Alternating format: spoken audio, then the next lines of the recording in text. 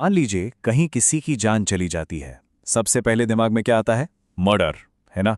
लेकिन क्या कानून की नज़र में हर मौत मर्डर होती है? असल में कानून एक बहुत बारीक लकीर खींचता है और यही लकीर तय करती है कि किसी को उम्र कैद होगी या मौत की सजा। आज हम इसी लकीर को समझेंगे। हत्या और मानव वध में आखिर फर्क क्या है? तो चलिए इस कानूनी पहेली को सुलझाना शुरू करते हैं और सबसे पहले उस आम धारणा को तोड़ते हैं जो हम सब ने शायद सुनी होगी। तो सवाल यह है, किसी की जान चली जाती है, क्या हम उसे हमेशा मर्डर कह सकते हैं? ज्यादातर लोग शायद कहेंगे हाँ बिल्कुल, लेकिन कानून कहता है जरा रुकिए, असली कहानी इससे कहीं ज्यादा उलझी हुई है और आज हम इसी उलझन को सुलझाने वाले हैं। इस पूरी गुत्थी को सुलझाने के लिए हमें कानून की एकदम बुनियाद से शुरू करना होगा, वो पहली ईंट जिस पर हत्या से जुड़े सारे अपराध टिके हुए हैं। और इसे कहते हैं आपराधिक मानववध या अंग्रेजी में कल्पेबल होमिसाइड। अब ये है क्या? समझिए कि ये किसी भी गैर कानूनी हत्या के लिए सबसे बड़ी लीगल कैटेगरी है। इसका मतलब बस इतना है, कोई ऐसा काम करना जिससे मौत हो जाए। अब इसमें मौत का इरादा हो भी सकता है और यह भी हो सकता है कि बस इतना पता हो कि भाई इस काम से मौत हो सकती है। कोई भी मामला यहीं से शुरू होता है। अब आते हैं मर्डर पर, और यहीं पर पता है बात सबसे दिलचस्प हो जाती है। कानून की नज़र में मर्डर कोई एकदम अलग थलग अपराध नहीं है। ये तो इसी आपराधिक मानव वध का सबसे संगीन, सबसे भयानक रूप है। और यही वो एक लाइन है जो इस पूरे फर्क की नींव है। इसे ध्यान से सुनिए। हर मर्डर कल्पेबल होमिसाइड है, लेकिन हर कल्पेबल होमिसाइड मर्डर नहीं होता। अगर ये एक मंत्र समझ आ गया तो समझिए पूरा खेल समझ आ गया। तो इसे और आसान करके देखते हैं। मान लीजिए कल्पेबल होमिसाइड एक बहुत बड़ी छतरी है जिसके नीचे हर तरह की गैर कानूनी हत्या आ जाती है, और मर्डर उसी छतरी के नीचे आने वाला सबसे गंभीर, सबसे बड़ा अपराध है। तो फिर सबसे बड़ा सवाल ये उठता है, आखिर अदालत ये तय कैसे करती है कि कोई मामला सिर्फ मानव वध है या वो मर्डर की कैटेगरी में आएगा? इसका जवाब छिपा है अपराधी की सोच में, उसके मेंटल एलिमेंट में, यानी इरादे की गहराई में। ये टेबल देखिए, सारा राज खोल देती है।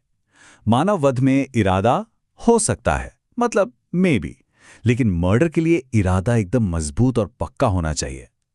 वैसे ही मानव वध में मौत की संभावना होती है, लाइकली, पर मर्डर में मौत लगभग तय होती है, ऑलमोस्ट सर्टन।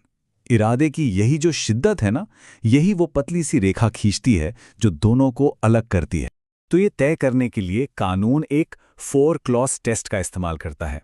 अगर कोई आपराधिक मानव वध इन 4 में से किसी एक भी शर्त को पूरा कर दे तो वो सीधा सीधा मर्डर बन जाता है। ये 4 शर्तें समझ लीजिए कल्पेबिलिटी की सबसे हाई डिग्री को दिखाती हैं। पहली शर्त तो सबसे सीधी सादी है, डायरेक्ट इंटेंशन।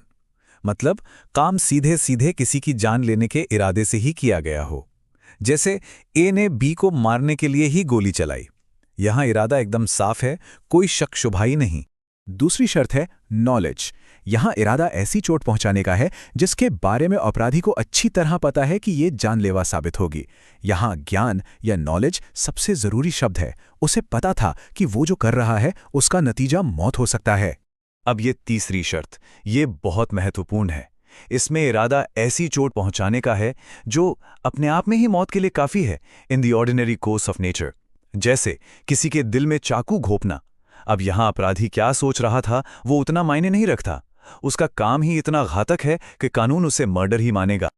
और चौथी और आखिरी शर्त है ऐसे बेहद खतरनाक काम के लिए जिससे ये लगभग तय हो कि किसी ना किसी की मौत होगी ही, और उस काम को करने का कोई जायज कारण भी ना हो। सबसे अच्छा उदाहरण, भीड़ भरे बाजार में बम फेंकना। लेकिन रुकिए, कहानी में अभी एक और मोड़ बाकी है। क्या ऐसा हो सकता है कि कोई काम मर्डर की परिभाषा में बिल्कुल फिट बैठे, फिर भी उसे मर्डर ना माना जाए? सुनने में अजीब लगता है, पर जवाब है हाँ। कानून कुछ खास एक्सेप्शंस यानी अपवादों को मानता है जो मर्डर के चार्ज को कम करके वापस मानव वध पर ले आते हैं। ये हैं वो 5 खास परिस्थितियां। पहला, जब किसी को इतना उकसाया गया कि उसने गुस्से में आपा खो दिया। दूसरा, अपनी जान बचाते हुए आत्मरक्षा की सीमा लांघ जाना।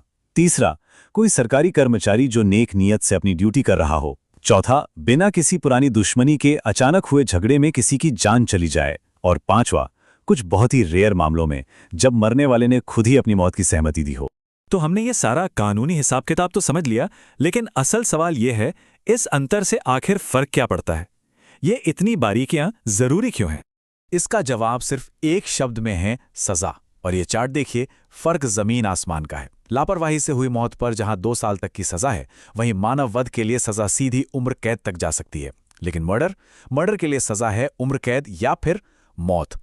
तो ये सिर्फ कानूनी क्लासिफिकेशन नहीं है, ये असल में जीवन और मृत्यु का सवाल है। तो इस पूरे विश्लेषण का निचोड़ क्या है? इसे याद रखने का एक आसान तरीका है। अगर मजबूत इरादा है तो वो मर्डर है। अगर सिर्फ नॉलेज या ज्ञान है कि मौत हो सकती है तो वो कल्पेबल होमिसाइड है।